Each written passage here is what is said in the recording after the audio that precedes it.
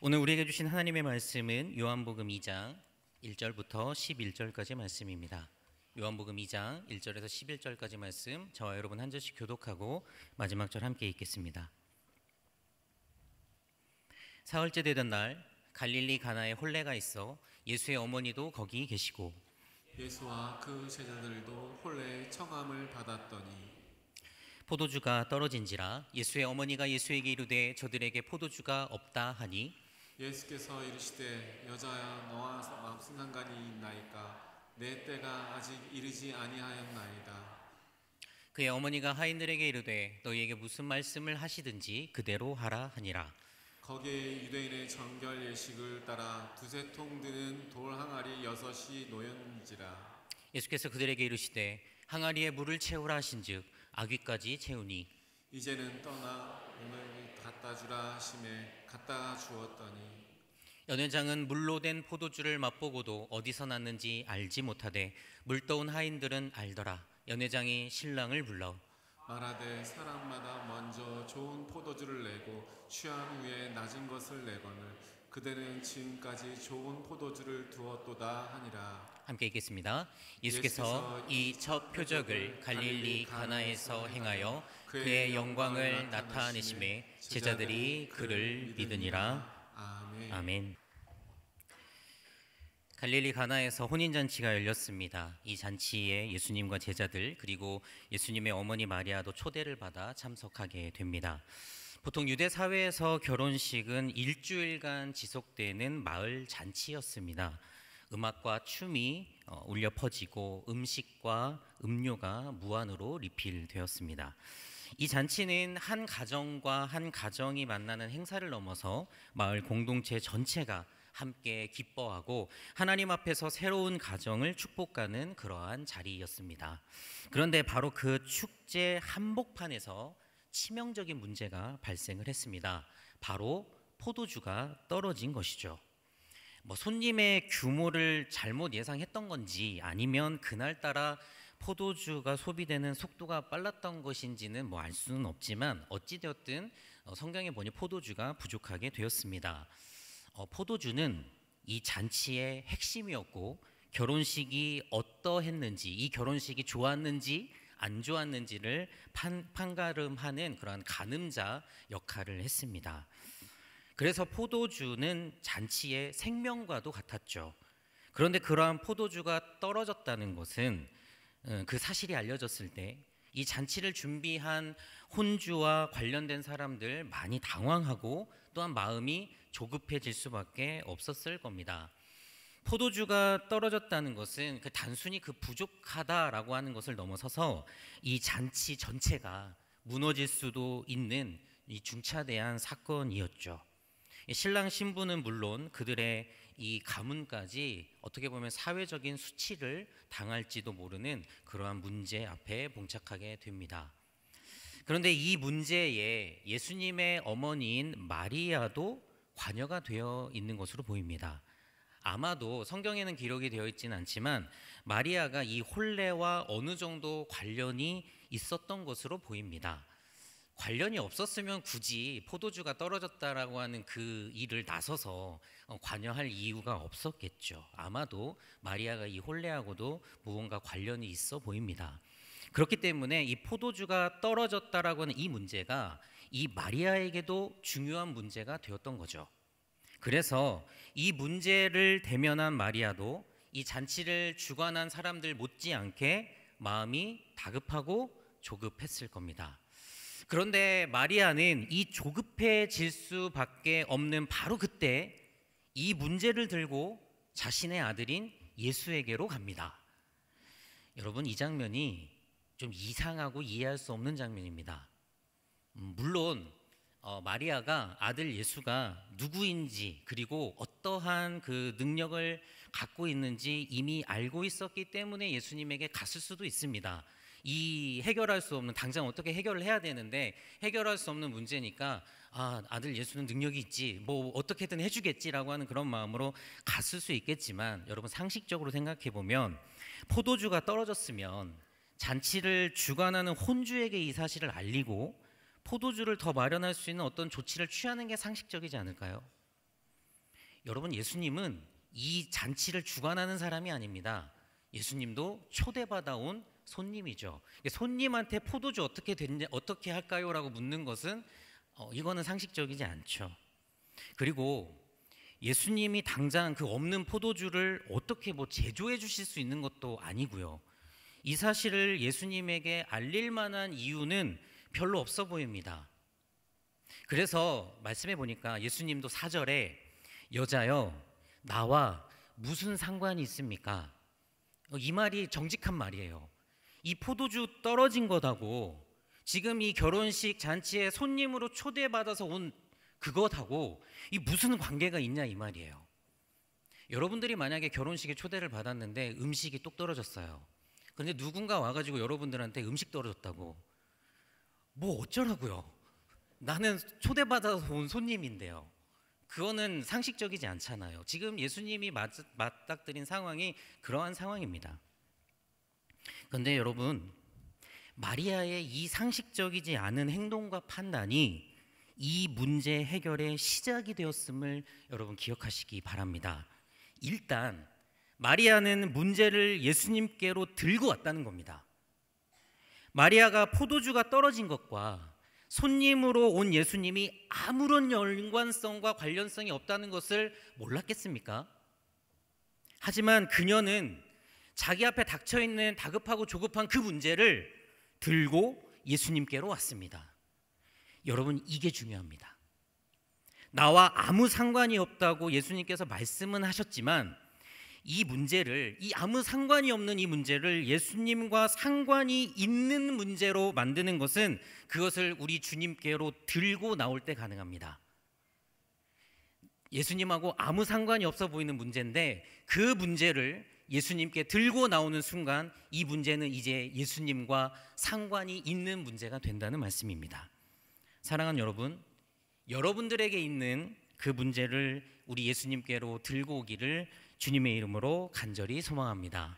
별로 내가 닥쳐있는 이 문제 우리 주님과 관련성이 별로 없을 것 같지만 여러분, 그 문제를 우리 주님께 들고 나와서 그것을 우리 예수님과 상관이 있는 문제로 만드시는 여러분들의 믿음 될 수 있기를 예수님의 이름으로 축원합니다.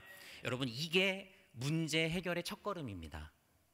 나의 문제를, 내가 끙끙 앓고 있는 그 문제를, 내가 조급하고 다급해하는 그 문제를 나만의 문제가 아니라 우리 주님의 문제로 만드십시오.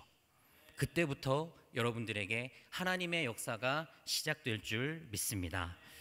포도주가 없다는 그 어머니 마리아의 이야기를 예수님이 듣고 그것이 지금 이게 나와 무슨 상관이 있냐라고 말씀하신 그 예수님, 그런데 4절에 이어서 이렇게 말씀합니다. 우리 4절 말씀을 다시 한번 읽어보겠습니다. 시작.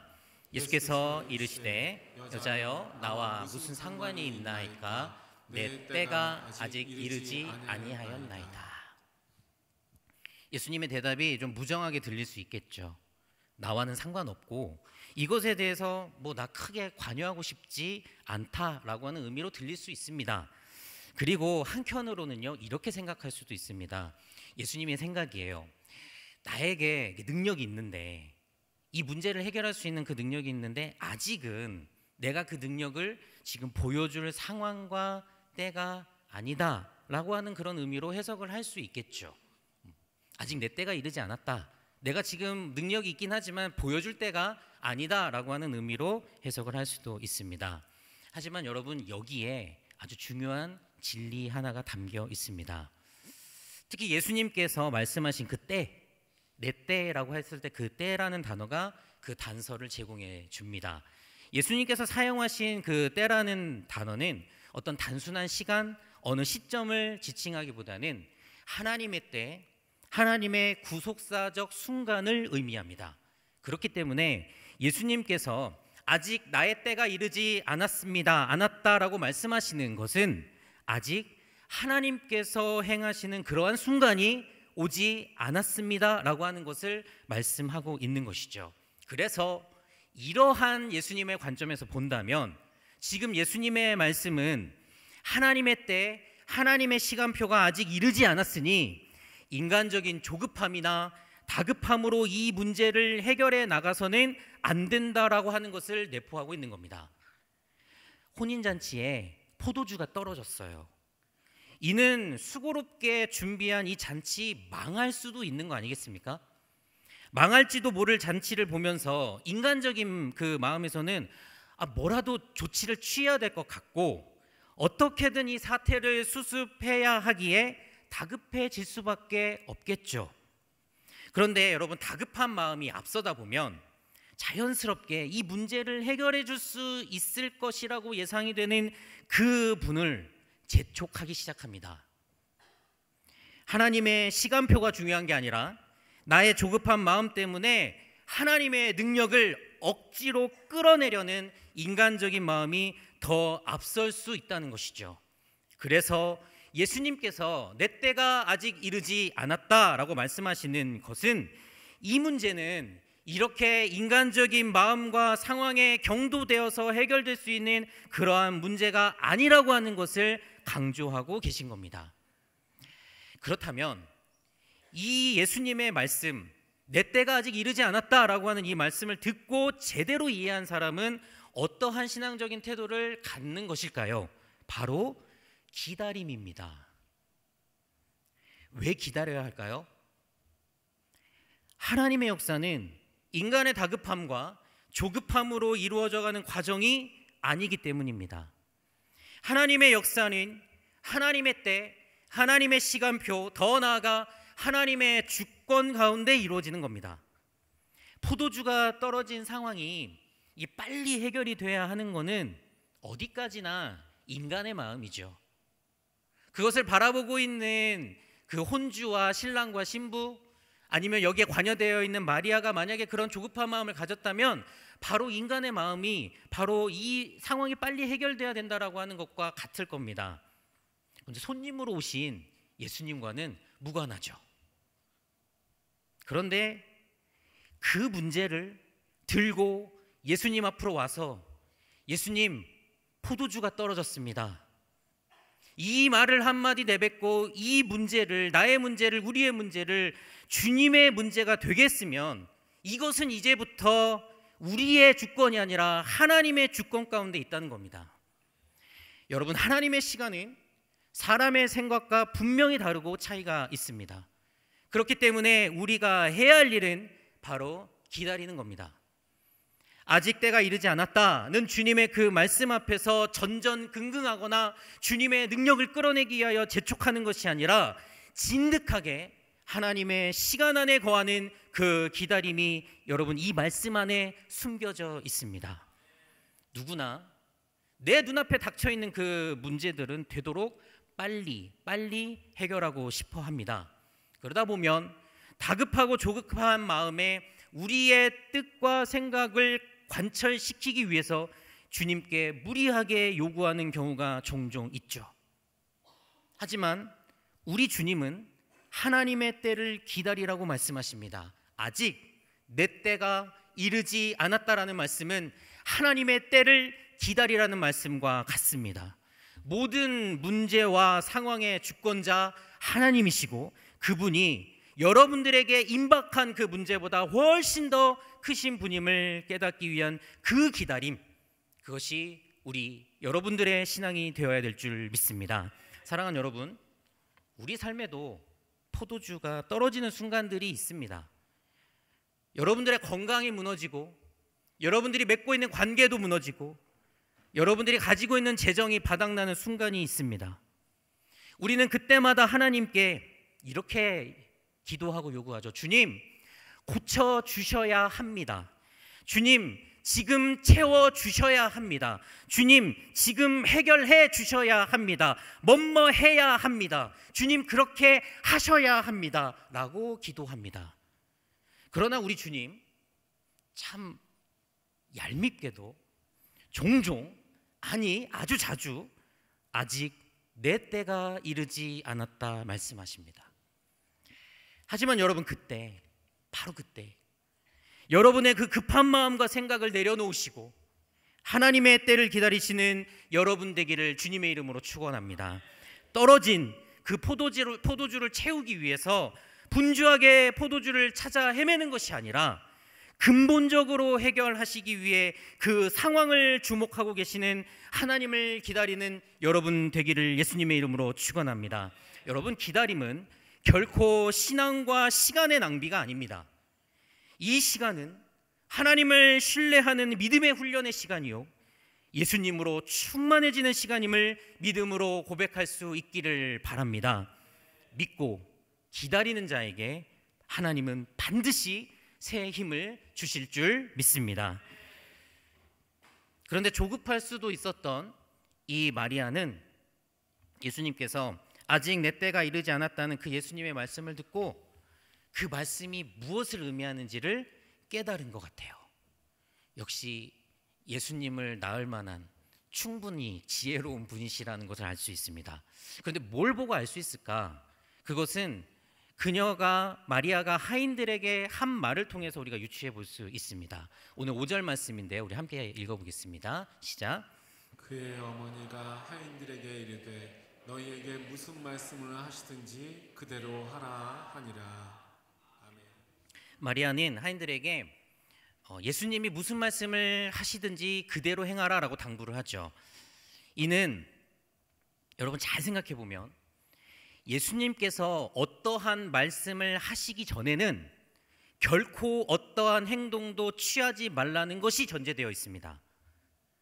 예수님께서 말씀을 하시면 그대로 행하라, 그 하신 말씀대로 행하라고 하는 말은 순종의 의미겠지만, 이 말씀을 하시기 전에는 너희들 단독으로, 너희들 임의대로 그렇게 행동하고 움직이지 말라는 것이 포함되어 있죠. 그래서 마리아는 내 때가 이르지 않았다라고 하는 것은 하나님의 때를 기다리라고 하는 예수님의 의도가 담겨져 있다는 것을 이 어머니 마리아는 깨달은 거예요. 마리아는 하나님의 때를 기다리라는 예수님 말씀 제대로 이해한 뒤에 하인들한테 권하고 명했던 겁니다. 마리아는 알았죠. 문제의 해결이 사람의 손에 있지 않고 예수님께서 하시는 그 말씀 안에 있다는 사실을 알게 되었습니다. 하인들이 해야 할 어떠한 행동도 반드시 예수님의 말씀 그 이후이어야 합니다. 그 말씀이 떨어지고 그 말씀대로 행해야 되지 그 말씀보다 앞서지 않아야 된다라고 하는 거죠. 왜냐하면 그때까지, 말씀이 떨어질 때까지는 하나님의 때가 이르지 않는 기다림의 시간이기 때문입니다. 그리고 이 마리아만큼 그 귀한 깨달음을 알게 된 주인공들, 곧 하인들이죠. 이 하인들은 이 마리아의 이야기를 듣고 그대로 따릅니다. 여러분, 따랐기 때문에 순종한 거 너무 당연하게 알 수 있죠. 그런데 감추어져 있는 게 뭐냐면 그들은 예수님의 말씀보다 먼저 움직이지 않았습니다. 하인들이 술 떨어진 거, 포도주 떨어진 거 몰랐을까요? 그 포도주를 떠서 나르는 사람들이 누군데요? 하인들이죠. 이 포도주가 바닥이 나고 떨어졌다는 것을 누구보다도 먼저 알았던 사람들이 이 하인들이었을 겁니다. 마음이요, 급하죠. 조급합니다. 이 포도주 떨어졌는데 이거 이제 제공 못하면 이 잔치 망하는데 누구보다도 잘 알고 있는 사람들입니다. 하지만 그 하인들, 마리아가 예수님께서 말씀하시면 그대로 행하라 라고 하는 그 말씀 앞에 기다립니다. 먼저 행동하거나 방법을 강구하며 분주하지 않았습니다. 오직 그들이 주목한 것은 예수님의 입입니다. 그 입에서 나오는 말씀, 그것이 그들의 행동의 신호탄이라는 사실 앞에 그들은 굴복했습니다. 여러분, 예수님의 말씀이 시작이 됩니다. 예수님께서 하인들에게 첫 번째 말씀을 내리십니다. 바로 항아리에 물을 채우라, 이렇게 말씀하시죠. 그곳에 말씀해 보니 6개의 돌 항아리가 있었다고 합니다. 하인들은 그 항아리에 물을 채웁니다. 이어서 예수님께서 두 번째 말씀을 내리십니다. 바로 그것을 떠서 연회장에게 갖다 주라. 하인들은 그 항아리에 물을 떠서 연회장에게 갖다 줍니다. 여러분, 이거 말로는 쉬워 보이시죠? 여러분, 결코 그렇지 않습니다. 한번 따져볼까요? 포도주가 없는데 지금 6개의 항아리에 물을 채우고 있습니다. 알려진 바로는 각 항아리마다 대략 오늘날 기준으로 보면 80에서 120리터 정도 된다고 합니다. 6개니까 500리터는 좋게 넘겠죠. 지금이야 호스를 연결해서 집어넣으면 금방 하겠지만 이때는 다 사람이 일일이 날라서 채우는데 이게 분명히 쉬운 양이 아니었을 겁니다. 그런데 여러분 생각해 보십시오. 포도주가 떨어져서 없는 거하고요, 항아리에다가 물 채우는 게 무슨 관계가 있습니까? 오늘날 말로는 이거 하면서 현타 왔을 겁니다. 그러지 않겠어요? 내가 지금 포도주가 떨어졌는데 포도주를 사러 가도 모자를 파네. 지금 6개의 돌 항아리에다가 500리터가 넘는 물을 지금 나르고 채우고 있는데 이 하인들이 현타가 안 왔겠습니까? 이 힘든 일을 계속해야 되는 그 상황, 여러분들 한번 생각을 해보시기 바랍니다. 어디 그뿐입니까? 그렇게 채워놨어요. 힘들게 채워놓은 그 항아리에 물을 이번에는 떠서 연회장한테 갖다 주래요. 여러분, 이거 물이에요. 포도주 줘야 돼요. 포도주가 잘 마련이 되었다라고 하는 것을 알려줘야 돼요. 그런데 그 물을 떠다가 갖다 주라고 합니다. 여러분, 이게 지금 제정신으로 할 수 있는 일은 아니에요. 분명히 이 명령에, 이 방법에 이 하인들이 순종하지 않을 이유는 충분합니다. 오히려 순종하지 않는 게 내가 이거 순종하고 싶지 않아서, 이 명령을 거부하고 싶어서가 아니라 이 예수님의 말씀이 도저히 말이 되지 않기 때문에 이 명령에 따르지 않는 거 여러분 당연합니다. 안 따라도 이 사람들을 욕할 이유가 없다고요. 그런데 여러분, 이 하인들 묵묵하게 이 말씀에 순종합니다. 성경에 보니까 그 물을 항아리에 채우는데 그 아귀까지 채웠다고 합니다. 가득 채운 거예요. 모든 항아리 가득 채웠습니다. 그리고 물인 줄 뻔히 알면서도 연회장에게 그 물을 떠서 갖다 줍니다. 이성적인 판단과 합리적인 계산이 아니라 오직 예수님께서 항아리에 물을 채워라, 그 채운 물을 연회장에게 떠서 갖다 주라, 이 말씀에 순종만 이들이 했기에 그 행동이 가능했던 것이죠. 그리고 사랑하는 여러분, 이 물은 변해서 포도주가 됩니다. 사랑하는 여러분, 순종은 이해할 수 있어서 하는 게 아닙니다. 순종은 여러분들의 눈에, 여러분들의 가시거리에 그 결과가 보이기 때문에 하는 것도 결코 아닙니다. 여러분, 순종은 말씀하시는 우리 예수님을 믿기 때문에 하는 것입니다. 아브라함이 이삭을 바칠 때 그는 이해할 수가 없었습니다. 그러나 그는 믿었고 순종했습니다. 그 결과 여호와 일의 하나님을 경험하게 되죠.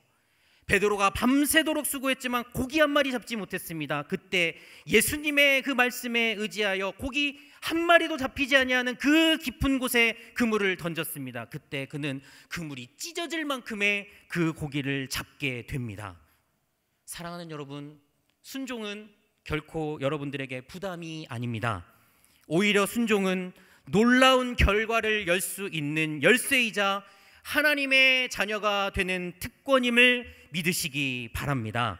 예수님의 말씀에 순종할 때 우리는 하나님의 역사를 맛보게 됩니다. 혹시 여러분 지금 이해되지 않는 그 하나님의 말씀으로 여러분의 순종을 주저하고 계십니까? 나에게 납득되지 않는 그 상황으로 인해서 여러분 주님께 굴복하기가 어려우십니까? 그러나 말씀이 육신이 되어 우리 가운데 오신 그 예수님의 그 말씀을 믿고 신뢰하시는 여러분 되실 수 있기를 간절히 축복합니다. 말씀 앞에 순종하십시오. 물이 변하여 포도주가 될 것입니다. 우리 하나님은 도저히 앞이 보이지 않던 그 상황을 완벽하게 역전하시어 더 좋은 것으로, 더 좋은 길로 여러분들을 인도하실 줄 믿습니다. 물이 변해서 포도주가 되었습니다. 이 놀라운 일을 너무 쉽게 얘기하죠. 여러분, 이것을 연회장이 처음 맛보고 알게 됩니다. 그런데 이 포도주 맛이 보통 맛이 아닙니다. 이 연회장이 새롭게 나온 포도주를 먹어보니까 이전 것보다 너무 훌륭한 거예요, 맛이. 그래서 연회장이 그 신랑을 칭찬합니다. 보통은 이렇게 안 하는데, 야, 당신은 이 잔치를 좀 안 해, 이 사람이. 이 잔치를 좀 만들 수 있는 능력이 있네라고 하면서 굉장히 기쁜 그 마음으로 이 신랑을 칭찬을 하죠. 근데 여러분, 오늘 본문 이 11절은 이 사건을 예수님의 첫 번째 표적이라고 말씀을 합니다. 여러분, 이게 요한복음의 가장 중요한 특징인데, 요한복음은 예수님께서 행하신 그 놀라운 일들을 기적이라고 표현하지 않고 표적이라고 말합니다. 두 말이 비슷비슷해 보이죠? 지금부터 구분을 좀 해드릴게요. 여러분, 표적과 기적은 다릅니다. 두 말이 비슷한 말로 들리지만 본질적으로 다르기 때문에 요한복음은 구분해서 표현합니다. 이것을 쉽게 설명하기 위해서 오늘 사건을 예로 들어볼게요. 기적은요, 물이 변해서 포도주가 된 것, 이게 기적입니다. 있을 수 없는 일, 이 땅 가운데서 일어나기 어려운 일, 그것이 일어난 것이고, 가히 놀라운 예수님의 능력이 보여진 바로 이것을, 그 사건 자체는 기적이에요. 이것을 기적이라 부릅니다. 그런데 여러분, 표적은 이 물이 변해서 포도주가 된 이 사건을 통해서 예수님께서 나타내고자 하는 그 의미가 표적입니다. 바로 하나님의 뜻을 기다리는 것, 그 기다린 말씀이 떨어졌을 때 그 말씀에 순종하는 것. 다시 말하자면 예수님께서 물이 변하여 포도주가 되게 한 이 놀라운 일을 우리가 표적이라고 부르는 이유는, 예수님은 사람들로 하여금 하나님의 뜻을 기다리고 그 기다린 주님의 말씀이 임할 때 그 말씀에 순종하는 것을 가르치셔서 궁극적으로는 예수님을 믿게 하려고 이 기적적인 일을 보여주신 겁니다. 그래서 여러분, 기적을 쫓아다니는 사람하고 표적을 바라보는 사람은 분명하게 차이가 납니다. 오늘 말씀 9절에 보니까 연회장은 물로 된 포도주를 맛보고도 어디서 났는지 알지 못하되 물떠온 하인들은 알더라. 여러분, 잘 보시면 연회장은 기적을 맛봤어요. 물이 변하여 된 포도주를 마셨잖아요. 맛이 좋다고 칭찬도 했습니다. 기적을 맛본 사람이에요. 그런데 그는 모릅니다. 이 훌륭한 포도주가 만들어지게 된 그 과정을 몰라요. 그저 기적만 맛볼 뿐이에요. 여러분, 하지만 하인들은 알고 있습니다. 여러분, 신기하게도 하인들은 이 포도주 맛을 몰랐을 거예요. 물론 떠다 주면서 조금씩 마셨을 수는 있겠죠. 근데 그렇게 생각하고 싶지는 않습니다. 하인들은요, 이 포도주를 오히려 맛보질 않았어요. 이 맛이 어떤지를 몰라요. 그런데 이들은 이 포도주가 원래는 물이었다라고 하는 그 사실을 잘 알고 있습니다. 그리고 그들에게 남아있는 것은 예수님의 말씀을 기다렸고 그 말씀이 떨어졌을 때 그 말씀에 순종했다는 그 사실, 그리고 그 기적의 중심에 우리 예수님, 그 예수님의 말씀, 그것이 이 모든 일의 중심을 차지하고 있다라고 하는 것, 그들은 너무나도 잘 알고 있다는 겁니다. 사랑하는 여러분, 기적만을 쫓거나 기적의 맛만 보는 것에 혈안이 되어 있는 사람들은 예수 그리스도가 참된 진리임을 결코 알지 못합니다. 신앙생활을 오래 하고 교회를 열심히 다녀도 기적을 쫓아다니는 사람들은 참된 진리가 예수 그리스도임을 알지 못한 채 그렇게 기적에 취해서, 환희에 취해서 진정한 표적이신 예수 그리스도와 그 말씀에 관심을 두지 않고 끝끝내 그 진리를 알지 못하게 될 겁니다. 여러분, 기적을 쫓아다니지 마십시오. 기적의 포도주만 마셔대면 취하기밖에 더 하겠습니까? 여러분, 하나님의 말씀이 주어질 때까지 기다리시는 여러분 되시기를 예수님의 이름으로 축원합니다. 주어진 말씀 앞에서 아멘으로 응답하심으로 여러분들이 반드시 알아야 될 그 진정한 참된 믿음의 사람들 다 되시기를 주님의 이름으로 간절히 축복합니다. 기적은 눈을 놀라게 하지만 표적은 마음에 깨닫게 합니다. 여러분, 기적은 감탄을 낳겠지만 표적은 믿음을 낳습니다. 그래서 본문 11절은 이렇게 말씀합니다. 예수께서 이 첫 표적을 갈릴리 가나에서 행하여 그의 영광을 나타내심에 제자들이 그를 믿으니라. 사랑하는 성도 여러분, 신앙의 본질은 기적을 추구하는 것이 아닙니다. 기적은 사라질 수 있습니다. 오늘 병이 나아도 내일 다시 아플 수 있고요. 오늘 재정이 채워져도 내일 또 부족할 수 있습니다. 그러나 그 표적을 본 신앙은 결코 흔들리지 않습니다. 기적을 넘어서 예수님을 바라보기 때문에 그렇습니다. 히브리서 12장 2절에도 믿음의 주요 또 온전케 하신 이인 예수를 바라보자 말씀하고 있습니다. 사랑하는 여러분, 표적을 깨달아야 믿음이 생깁니다. 기다림을 깨달았던 마리아, 순종으로 물을 그 아기까지 채웠던 하인들, 그들은 기적을 쫓아다니는 사람들이 아니라 표적이신 예수님을 바라본 자들입니다. 물이 변하여 포도주가 된 것이 그들의 마음을 충만하게 채운 것이 아닙니다. 말씀이신 예수님의 뜻을 기다리고 순종하는 것으로 그들은 충만했던 것입니다. 표적을 보이신 그 예수님으로 충만할 때 우리에게는 믿음이라는 귀한 선물이 찾아옵니다. 이 선물을 삶 가운데 풍성하게 누리시는 운정의 모든 식구들 될 수 있기를 예수님의 이름으로 축원합니다. 여러분들의 삶 가운데 포도주가 떨어졌습니까? 여러분, 그 문제를 들고 주님 앞으로 나와 주님의 말씀을 기다리시고, 그 기다리는 여러분들의 그 말씀이 떨어졌을 때 아멘으로 순종하는 가운데 하나님께서 주시는 놀라운 은혜, 그리고 그 항아리에 물을 채우며 여러분들을 충만하게 채우시는 그 하나님의 놀라운 사랑, 그리고 결국에는 물이 변하여 포도주가 되는 그 놀라운 선물을 축복으로 받으시는 우리 운정교회 모든 성도님들 되실 수 있기를 예수님의 이름으로 축원합니다. 사랑하는 여러분, 포도주가 떨어진 그 삶의 자리가, 그 문제가 해결되지 않는 바로 그 자리가 여러분 예수님을 만날 때임을 기억하시기 바랍니다. 기다리시고 순종하시고 기적을 쫓아다니는 것이 아니라 표적이 되시는 예수님을 바라보십시오. 예수로 충만해지셔서 물이 변하여 포도주가 되는 그 놀라운 축복 여러분들의 것이 될 수 있기를 예수님의 이름으로 축원합니다.